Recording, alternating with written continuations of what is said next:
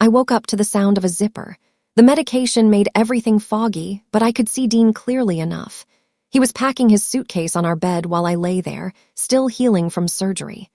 My abdomen throbbed with every breath. I tried to sit up, but pain shot through my core. "What are you doing?" I whispered. He didn't look at me, just kept folding his shirts, placing them carefully in the bag like he was preparing for a business trip. But something felt different, wrong. "Dean, what's happening?" Finally, he turned. His face was blank, emotionless. "I'm leaving, Melissa." The words didn't register at first. Leaving? For where? For good. He zipped the suitcase closed. The sound echoed in our bedroom. "I've fallen out of love. I deserve to feel alive again." I could barely process what he was saying. 2 weeks ago, he'd held my hand in the hospital, promised he'd be there during recovery. Now he stood at the edge of our bed, a stranger in my husband's body. "Please," I begged, trying to swing my legs off the bed. "Can we just talk about this?" "There's nothing to talk about." He grabbed his bag and walked toward the door. Through the window, I saw a car idling in our driveway. Alina, his assistant, sat in the driver's seat.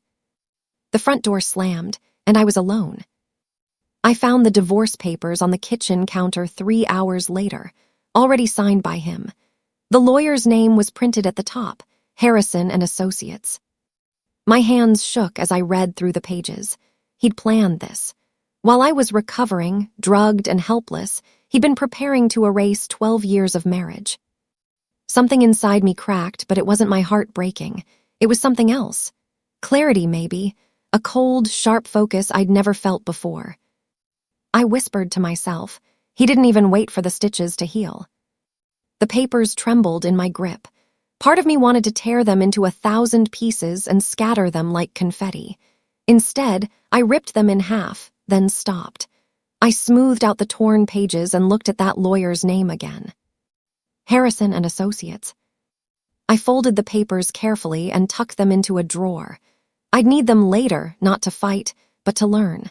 To understand exactly what Dean thought he could take from me. My phone buzzed on the counter. A text from my sister. "How are you feeling today?" I stared at the message for a long time before typing back. Better than expected. That was when I made my first vow. I wouldn't call Dean. I wouldn't beg. I would call that lawyer, but not for the reasons Dean expected. My name is Melissa Carter. I'm 37 years old, mother of 2, and until 6 years ago, I was an accountant. A good one. I met Dean in college. He was charming, ambitious, full of dreams about building something meaningful. I believed in him. When he got his first real job after graduation, I was already climbing the ladder at a small firm downtown. Then came the Bobbies, 2 beautiful, perfect reasons to step back from my career. Dean's job demanded long hours, travel, networking events. Someone needed to be home, and I volunteered. I told myself it was temporary. His career exploded. Promotions came fast. Within 5 years, he was a senior consultant making 6 figures. I watched from home, folding laundry and signing permission slips, remembering how I used to balance complex accounts and negotiate with clients. But here's what Dean forgot. I knew money. I understood how accounts worked, how money moved, how people hid things in plain sight. Before I became a stay-at-home mom, I'd caught 3 cases of embezzlement at my old firm. Now, staring at those divorce papers, I realized something important. I knew exactly how our finances worked. Every account, every investment, every hidden transaction. And I knew how to follow the money. A week after Dean left, I went for my post-surgery checkup.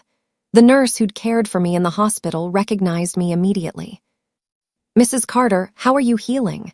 She smiled warmly, then glanced behind me. "Did your husband come with you today?" I laughed. It came out bitter and sharp. "No, he didn't." Her smile faded. "Oh, I'm sorry. I just thought since he wasn't there after the surgery either." "He left," I said simply, 2 weeks ago." She touched my arm gently. "I'm so sorry." After the doctor confirmed I was healing well, I sat in my car in the parking lot. The plastic hospital bracelet was still on my wrist. I'd forgotten to remove it. It had my name, date of birth, and the surgery details printed in small black letters. I ripped it off and tossed it into the trash bag hanging from my dashboard. Such a small thing, but it felt significant, like shedding old skin. My phone buzzed. Unknown number. The message read, "Thought you should know. He moved into my building downtown, luxury place on 5th. Saw them moving in together yesterday." It was signed with an initial. K, probably Kendra, a friend from my old book club. I stared at the message, then at the bracelet in the trash. Something was beginning. Kendra sent a photo an hour later. Dean and Alina, arms full of boxes, walking into a sleek glass building. The Meridian Tower. Alina's hand was on his arm and they were laughing about something. I zoomed in on the photo. The building's logo was visible on the glass doors behind them. Modern, expensive, the kind of place Dean always said we couldn't afford. But I recognized that logo, not from advertisements or passing by downtown. I'd seen it somewhere specific, somewhere important. I went to the study and pulled out the filing cabinet where I kept all our old financial documents. Dean never touched these files, said it bored him. That's why he never knew what I knew. I found the folder labeled Dad's Trust. My father had passed away 8 years ago and left me a modest inheritance.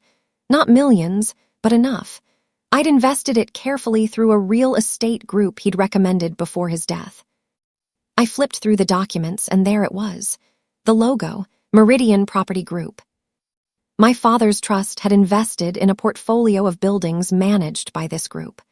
I'd been receiving quarterly statements for years, barely glancing at them, because the returns were steady and predictable. I pulled out the most recent statement. Meridian Tower was listed among the properties. My hands started shaking again, but this time, it wasn't from weakness. The next morning, I called my financial advisor. His name was Thomas, and he'd worked with my father for 20 years before managing my trust. "Melissa, good to hear from you. How can I help?" I kept my voice casual. Just doing some routine checking on the real estate portfolio. Wanted to understand the current structure better. "Of course, everything's performing well. Your quarterly returns have been consistent." "I noticed Meridian Tower is one of the properties. Can you tell me more about how that works?" Papers rustled on his end. "Meridian Property Group manages the building. Your trust owns about 8% through the investment pool. Small stake, but solid returns." "What would it take to increase that stake?" Silence, then carefully. "Are you looking to make a larger investment?" "Maybe. How much would I need to buy significant management rights?" More rustling. "It depends on what you mean by significant. To have actual decision-making power, you'd need at least 30%. That would require substantial capital. Let me run some numbers and get back to you." "Please do," I said. "And Thomas, keep this between us for now." "Of course." After I hung up, I sat in the study for a long time, staring at that logo. Dean had always underestimated me. Time to make that his biggest mistake. Thomas called back 2 days later with numbers that made my stomach drop. To acquire 30% ownership and management rights in Meridian Property Group would require most of my inheritance, plus liquidating some other investments. "It's risky," he warned. "You'd be putting a lot of eggs in one basket." "But it's possible." "Technically, yes. The current majority shareholder is looking to retire and wants to offload some properties. The timing is actually ideal if you're serious." I thought about Dean's smug face when he left, about Alina's hand on his arm, about 12 years of supporting his dreams while mine collected dust. "I'm serious." "Melissa, are you sure? This isn't just a financial decision. This is." "I know exactly what this is," I interrupted. "How long will it take?" "With expedited processing, maybe 8 weeks, but you need to be certain. Once you commit this capital, there's no easy way back."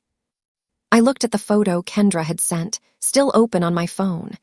Dean and Alina laughing, walking into their new life, into my building. "Start the paperwork." "All right.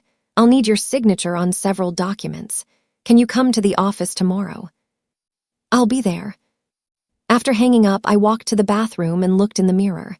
My surgical scar was still red and angry beneath my shirt, but my eyes looked different, sharper, harder. Dean wanted to feel alive again. Fine, I'd show him what alive really meant. Word spread fast in our small social circle. Dean's assistant was now his girlfriend.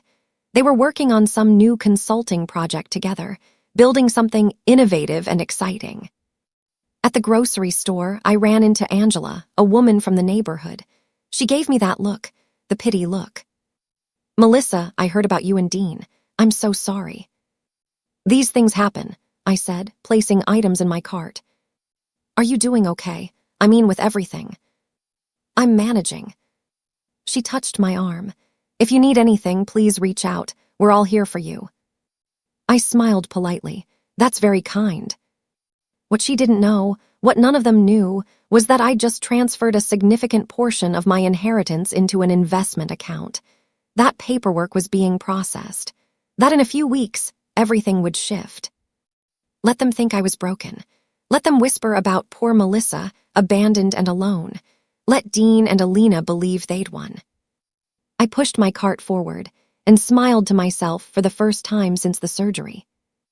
Let them think that. I started taking freelance accounting work 3 weeks after Dean left. Small jobs at first.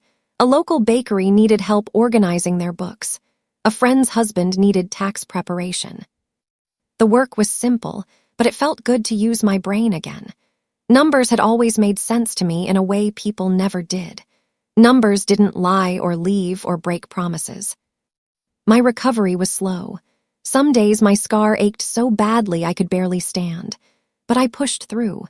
Every invoice I sent felt like a small victory. Every deposit into my account was proof I was rebuilding. The kids noticed the change. They were with Dean every other weekend now, per the temporary arrangement. When they came home, my daughter asked, "Mom, why are you always on the computer now?" "Just working on some projects, sweetheart." "Are we going to be okay?" I pulled her close, careful of my healing abdomen. "We're going to be better than okay, I promise." At night, after the kids were asleep, I reviewed the investment documents Thomas kept sending. The deal was progressing faster than expected. The current owner was eager to sell. Then Dean's lawyer sent an email. Subject line, "Settlement proposal." I opened it with steady hands, already knowing what I'd find inside. Dean's settlement offer was insulting. He wanted the house sold, assets split 50-50, and minimal child support because the kids spend equal time with both parents now. What he didn't mention was the secret savings account he'd opened 2 years ago, or the business expenses he'd been inflating to hide income. I knew about both because I'd been the one who organized our taxes every year until I stopped working. His lawyer's letter was condescending. "We believe this is more than fair given the circumstances. Mrs. Carter should consider herself fortunate." Fortunate, the word burned. Dean called that evening, his voice smooth and confident. "Did you get the settlement papers?" "I did." "So we can move forward quickly, right? No point dragging this out." "I need time to review everything properly." He laughed. "Melissa, it's straightforward. You'll be fine. You've always been good at budgeting." Something in his tone made my jaw clench. That patronizing sound, like he was talking to a child. "I'll get back to you," I said. "Don't overthink it. My lawyer says this is standard." After hanging up, I forwarded everything to my cousin, Troy. He was an attorney in the city, specialized in family law. I trusted him. He called back within an hour. "Melissa, don't sign anything." Troy's voice was tight with anger. "These papers are designed to screw you over. There are clauses here that would strip you of long-term property rights. And this business expense deduction he's claiming, that's fraudulent. He's hiding income." "I know." "You know." "I've known for months. I just wasn't sure what to do about it." Silence, then Troy laughed. "He married an accountant and forgot, didn't he?" "Apparently." "Don't sign. I'll draft a counter-proposal. We're going to make sure you get what you actually deserve." After we hung up, I made myself tea and sat at the kitchen table. Through the window, I could see the sunset painting everything orange and gold. Dean used to love sunsets. Said they reminded him that every day was a fresh start. I wondered if he was watching the sunset from his expensive new apartment. If Alina was there beside him, thinking she'd won some prize. My phone buzzed. Thomas. The deal's going through. Congratulations, Melissa. You're about to become a significant property owner. I smiled at that sunset and whispered to no one. He married an accountant, remember? I called Dean's lawyer the next morning. My voice was calm, almost pleasant. I've reviewed the settlement proposal. I'm going to have to decline. Confusion in her voice. Decline. Mrs. Carter, this is a very generous offer. I don't think it is. My attorney found several concerning clauses. We'll be submitting a counterproposal. That will only delay things and cost you more in legal fees. I'm comfortable with that. She sighed. Let me speak with Mr. Carter and we'll get back to you. Dean called 20 minutes later, angry now. What are you doing, Melissa? Protecting myself. From what? I'm being more than fair. Your definition of fair is interesting. You think you can do better, he laughed. With what lawyer? You can barely afford rent. I'm managing just fine.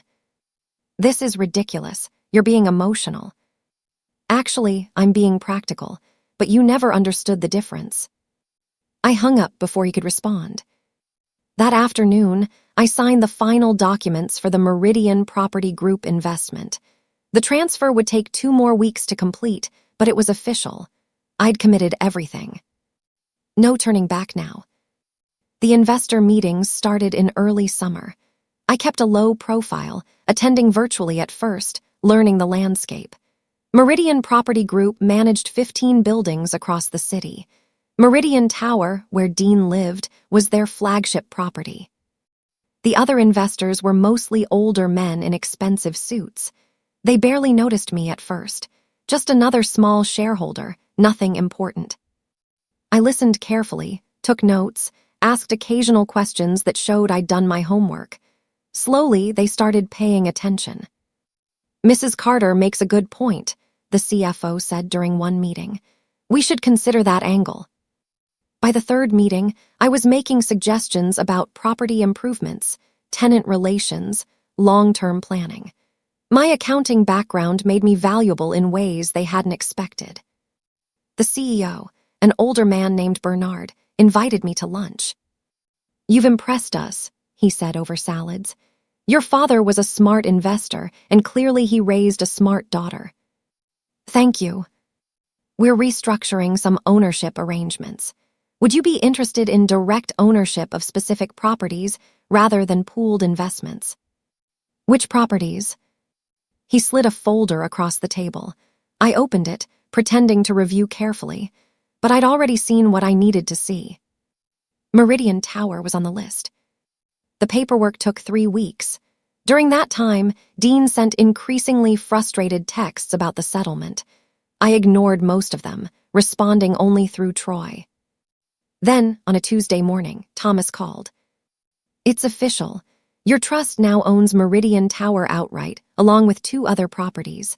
Congratulations. I sat down slowly, letting it sink in. So I'm the landlord. You're the owner. The property management company handles day-to-day operations, but major decisions go through you now. Including tenant issues. Including everything. After hanging up, I opened my laptop and pulled up the tenant database I now had access to. I scrolled through names until I found it. Unit 1804, Dean Carter and Alina Torres. Their lease was up for renewal in 2 months, and according to the notes, they were 3 weeks behind on rent. My property manager, a woman named Gina, emailed that afternoon. Ms. Carter wanted to flag a few tenant issues for your review. Unit 1804 has been late on payments and made unauthorized modifications to the apartment. I typed back, proceed with standard protocols, send renewal notices as scheduled. Would you like to handle this one personally? She asked. I noticed the tenant has your last name. Yes, I wrote. I'll make a personal visit next week for inspection. The following Tuesday, I drove downtown to Meridian Tower. I dressed carefully, professional but not overdressed. Simple black pants, a white blouse, my hair pulled back. Gina met me in the lobby, ready for the inspection. Ready. We took the elevator to the 18th floor. My heart was pounding, but my hands were steady. Everything I'd built toward for 3 months was about to happen. Gina knocked on the door of Unit 1804. Footsteps inside, the door opened. Dean stood there in sweatpants and a t-shirt. His expression went from annoyed to confused to shocked in about 2 seconds. "Melissa, what are you doing here?" I smiled politely. "Hello, Dean, just checking on my investment." "Your what?" Gina stepped forward. "Ms. Carter owns the building. We're here for the scheduled inspection." Dean's face went white. "You own the building?" "May we come in?" I asked. He stepped back, speechless. Alina appeared from the bedroom, wearing one of Dean's shirts. Her eyes widened when she saw me. "This will only take a few minutes," I said, walking past them both. The apartment was beautiful. Hardwood floors, floor-to-ceiling windows overlooking the city, modern kitchen with marble countertops. They'd redecorated extensively. New furniture, expensive art on the walls, a chandelier that definitely wasn't part of the original unit. I walked slowly through each room, Gina taking notes beside me. Dean and Alina stood in the living room, frozen. "You've made some modifications," I observed, running my hand along the kitchen island. "We wanted to make it feel like home," Alina said quietly. "Did you get approval for these changes?" Dean found his voice. "We didn't think we needed to. Section 12 of your lease requires written approval for any permanent modifications." I turned to Gina. "Make a note, please." Gina typed on her tablet. "Noted." I continued through the apartment, noting every expensive detail. Every piece that had likely been paid for with money from our joint savings. Money he'd claimed was gone. Finally, I turned to face them both. Alina looked like she might cry. Dean's jaw was clenched tight. "Everything looks nice," I said pleasantly. "Oh, and Dean, rent's due next week. Please make sure it's paid on time this month." I walked to the door, Gina following. "Wait," Dean said. "Melissa, can we talk?" "About what?" "About this, about us." I smiled. "There is no us. There's a landlord and a tenant, that's all. Have a good day." The door clicked shut behind me, cutting off whatever Alina was saying to him. In the elevator, Gina said carefully, "That must have been difficult." "Actually," I replied, "that was the easiest thing I've done in months." Over the next 3 weeks, I learned more about Dean's situation through property management reports and some discreet inquiries. His consulting project, the innovative thing he'd left me for, was collapsing. 2 major investors had pulled out. The technology platform they were building had fundamental flaws. Dean had taken on significant debt to keep it afloat. Business loans, credit cards, even a second mortgage on something I hadn't identified yet. Meanwhile, rent for Unit 1804 was now 5 weeks overdue. Gina sent regular notices, standard procedure. Then I discovered something interesting in the background check we'd run when they first moved in. Dean had listed Alina as a co-signer on the lease, which meant when he took out those business loans, some of them were in her name too. I received a call from Gina one afternoon. "Ms. Carter, there's been activity in Unit 1804. The female tenant, Ms. Torres, submitted a formal complaint about financial irregularities. She claims Mr. Carter has been forging her signature on loan documents." "Is she still in the unit?" "She moved out yesterday, took her belongings while he was at work." I processed this information carefully. "And Mr. Carter?" "Still there, but I doubt he can afford the rent alone. His bank rejected the last payment." "Continue with standard eviction procedures if rent isn't received within 7 days." "Understood." That evening, Alina called me. I almost didn't answer, but curiosity won. "Mrs. Carter, this is Alina Torres." Her voice was shaky, tearful. I know you probably don't want to hear from me, but I need to talk to someone. I said nothing, waiting. He lied to me, she continued. About everything. The business, the money, even about you. He told me you were unstable, controlling, that you made his life miserable. But that wasn't true, was it? No. I found loan documents with my name on them. He took out over $50,000 and I never signed anything. I confronted him and he said it was necessary for the business, that I should trust him. She was crying now. I'm 28 years old and my credit is destroyed. I'm sorry that happened to you, I said, meaning it. I'm sorry for what I did to you. I didn't know he was lying about your relationship, about the separation. He said you'd been divorced for months when we started dating. Alina, you didn't ruin my life. You just gave me front row seats to his. She was quiet for a moment. What are you going to do now? Regarding the apartment. Yes. I'm going to do what any landlord would do. Follow the lease terms. So you're evicting him. Only if he doesn't pay rent. That's his choice, not mine. After we hung up, I sat in the dark living room of my house, thinking about choices. Dean had made his when he packed that suitcase. Now he was living with the consequences. Dean's consulting business officially collapsed 2 weeks later. I saw the announcement on LinkedIn. Regrettably closing operations due to market conditions. The professional language couldn't hide what everyone knew. It had failed. Lawsuits followed. Angry investors, unpaid contractors, broken agreements. Dean's name appeared in local business journals, attached to words like mismanagement and overextended. His luxury car, the one he'd been so proud of, was repossessed. I heard about it through Kendra, who'd seen it being towed from the Meridian Tower parking garage. He was standing there watching, she told me, looking completely lost. Through the property management system, I could see he'd moved back into the apartment full-time. No more business trips or networking events. Just him alone in that expensive unit he could no longer afford. The 7-day notice for unpaid rent had passed. Then the 14-day notice. Troy, acting as my attorney now for the property matters, sent the formal eviction notification. Dean had 30 days to vacate or pay what he owed, including late fees. The total was now over $6,000. My lawyer called that afternoon. He's requesting a meeting with you, claims he wants to discuss payment arrangements. No meetings, standard procedures only. He's desperate, Melissa. That's not my problem. But I'll admit, part of me was curious about what he wanted to say. Dean showed up at my house 3 days later. The kids were at school. I watched through the window as he got out of a rideshare car. He couldn't afford his own vehicle anymore. I opened the door before he could knock. What are you doing here? We need to talk. He looked terrible. Unshaven, wrinkled clothes, dark circles under his eyes. About what? About the apartment, about everything. Melissa, please. I stepped outside, pulling the door closed behind me.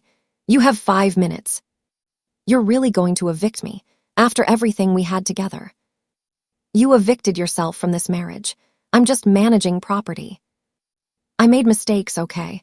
I admit that, but this is cruel. You're destroying me. No, Dean, you destroyed yourself. I'm just not saving you this time. His voice rose. You have all the power now. You took everything.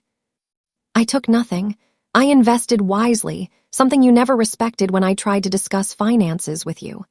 I kept my voice level.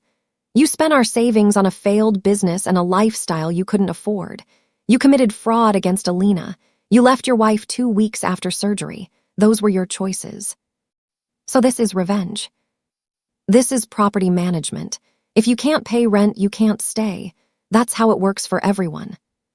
Where am I supposed to go? That's not my concern anymore. You have 27 days to figure it out. I walked back inside and closed the door, leaving him standing on the porch. Through the window, I watched him stand there for a long moment before finally walking away. The eviction was finalized in early September. Dean moved out on the last day of the deadline, leaving the apartment in surprisingly good condition. Maybe that was his final gesture of dignity. I heard through mutual friends that he'd moved back in with his parents. At 42 years old, he was starting over in his childhood bedroom. Alina had filed a civil suit against him for the forged loans. The legal system was working through that slowly, but she'd likely win. At least she had a case. At least she'd get something back. My accounting business had grown steadily. I'd moved from freelance work to forming an actual LLC. I had regular clients now, small businesses that needed reliable financial management. The work was rewarding in ways I'd forgotten were possible. The real estate portfolio was performing well too. Bernard had recommended me for the board of directors of Meridian Property Group. I'd accepted. The quarterly meetings were fascinating, and I was learning a tremendous amount about property investment and management.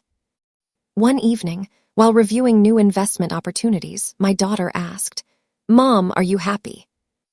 I looked up from my laptop. "You know what? I think I am."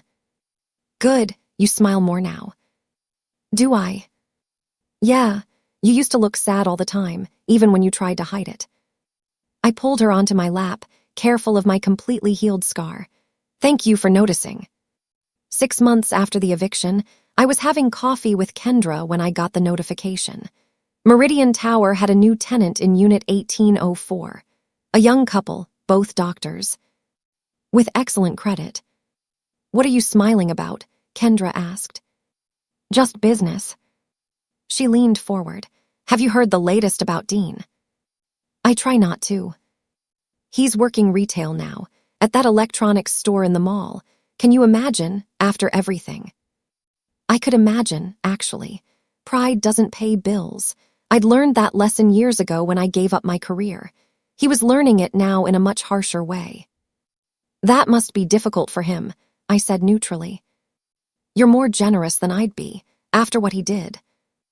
I stirred my coffee, thinking about that morning 6 months ago. The suitcase, the hospital bracelet, the divorce papers on the counter. "I used to think revenge was about hurting back," I said slowly. "Making them feel what they made you feel, but that's not it at all." "Then what is it?" "It's just about standing tall while they drown themselves. I didn't destroy Dean. I just stopped being his life raft." Kendra nodded thoughtfully. "That's profound." I had a lot of time to think while I was recovering.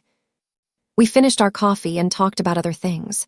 Her job, my kids, the upcoming holidays, normal things, life moving forward. As we were leaving, my phone buzzed. An email from Bernard about a new investment opportunity. A commercial building downtown, perfect for conversion to mixed-use residential. I smiled. Guess it's time to buy something else. The new building project consumed my attention over the following months. It was ambitious, larger than anything I'd done before. But I'd learned to trust my instincts, and the numbers made sense. I hired a small team to help with the property management side. Young, eager professionals who appreciated having a boss who understood both the financial and human sides of real estate. My accounting firm continued growing too.